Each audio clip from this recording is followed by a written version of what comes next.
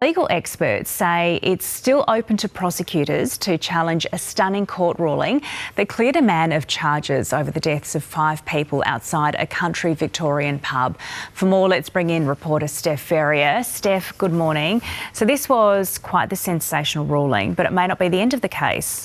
No, that's right, Emma, because we've heard from the Australian Lawyers Alliance, and they say that the Director of Public Prosecutions actually has the power to indict 67-year-old William Swale directly to the county court to face a jury trial, even though a magistrate has thrown out the case against him.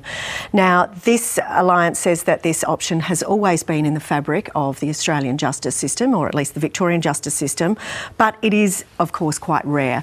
And you'd have to say that realistically, it'd be a pretty brave move for the DPP to decide to actually do that, given that the magistrate ruled that there was insufficient evidence to actually support a conviction if it goes before a jury. And if we just remind ourselves about this case itself, it was this horrific crash that was outside a country pub, Daylesford, a tourist town, a Melbourne Cup long weekend, people enjoying themselves, having a meal in the beer garden when this SUV mounted the curb, crashed into this crowd and killed 5 people. Behind the wheel was William Swale.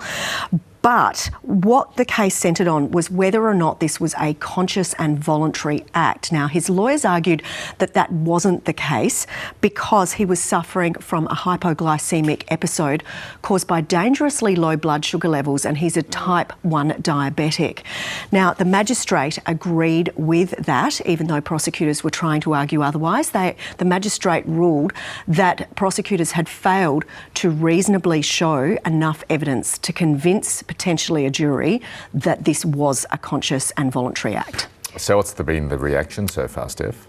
Well, we haven't heard from William Swale himself. He said nothing as he left the court. He left it to his lawyer to speak on his behalf, and this is what his lawyer had to say. Whilst Mr Swale welcomes today's decision, he remains deeply distressed about the deaths and about the injuries that occurred on that day. He has asked me again to express his deepest sympathy to the family and friends of the deceased. That's Mr Swale's lawyer, Martin Ahmad, and you can understand that this is devastating to the families of these 5 people, as well as those who were injured. They say that they are just in an utter state of despair, and this is what one of them had to say. Today, I am really so upset. I must say there is a zero justice system. Zero, just zero. And his lawyers, Emma and Michael, say that he is now going to seek legal costs from the Commissioner of Police.